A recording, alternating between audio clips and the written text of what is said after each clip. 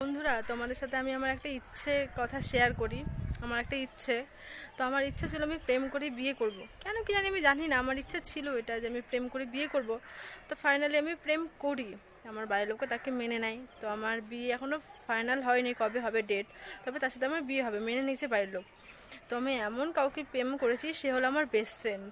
আমি আমার বেস্ট ফ্রেন্ডের সাথেই রিলেশনে গেছি, আমার বেস্ট ফ্রেন্ডের সাথেই বিয়ে।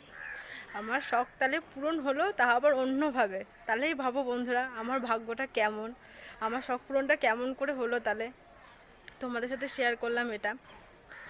তো ফিউচারে কী হবে আমি জানি না, তো তার সাথে আমি এখন ভালোই আছি, হ্যাপি আছি। তার বাড়ি অনেকটাই দূরে, তো আমাদের রোজ দেখা হয় না, কথা হয় না, লং ডিস্টেন্স রিলেশন আমাদের।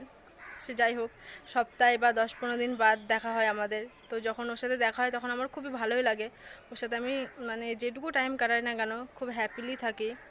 যেহেতু আমার বেস্ট ফ্রেন্ড, হ্যাপিলি তো থাকবোই। অবশ্যই বেস্ট ফ্রেন্ড বলে না, ভালোবাসার মানুষের সাথে থাকলে মানুষটা বেটার ফিল করে, ভালো লাগে। মানে যেটুকু টাইম স্পেন্ড করুক না কেন, খুব ভালো লাগে সেটা, খুব মেমোরেবল হয় সেই মুহূর্তটা, সত্যি বন্ধুরা। তো আমি কখনো ভাবিনি যে, কল্পনাতে আমি ভাবিনি যে আমার বেস্ট ফ্রেন্ডের সাথে আমার বিয়ে হবে, আমার বেস্ট ফ্রেন্ডের সাথে আমার রিলেশন হবে। আমাদের রিলেশন হলো 5 বছরের। তো আমরা খুব ভালো আছি।